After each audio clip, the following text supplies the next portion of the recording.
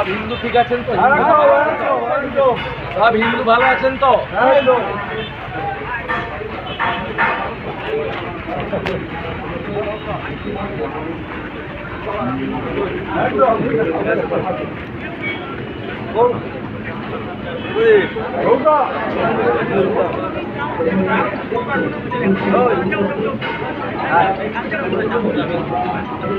তৃণমূলের ভোটার তো এরা, বাংলাদেশের জঙ্গিরা তৃণমূলের ভোটার, পাকিস্তানের জঙ্গিও ভোটার। জাভেদ মুন্সি সে বিস্ফোরক বানায়, ও সব ধরেছে বাইরের পুলিশ, আসাম পুলিশ ধরেছে এদের, কাশ্মীর পুলিশ ধরেছে এদের।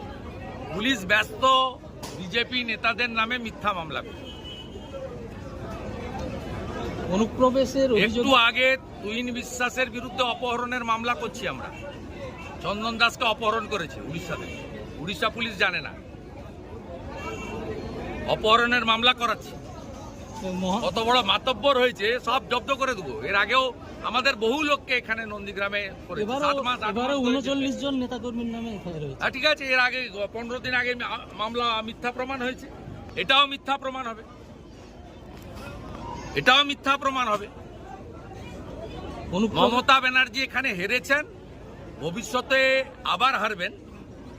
এখান থেকে তো হারিয়েছি, যেখানে দাঁড়াবে সেখানে গিয়ে হারাবো।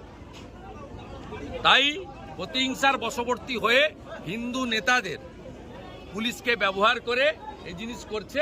কিন্তু এতে নন্দীগ্রামের কোনো লোক মাথা নত করবে না। এখন গাছ থেকে পড়ে গেলেও বলছে তৃণমূলের লোক মরে গেছে, বাস থেকে পড়ে গেলেও বলছে, এরপরে বাজ পড়ে মারা গেলেও বলবে তৃণমূলে বিজেপি মেরে দিয়েছে।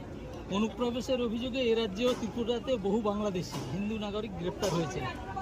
আপনি এর আগে পাশে থাকার বার্তা দিয়েছিলেন, এই যে গ্রেপ্তারি, এ নিয়ে আপনার কি অবস্থান হবে?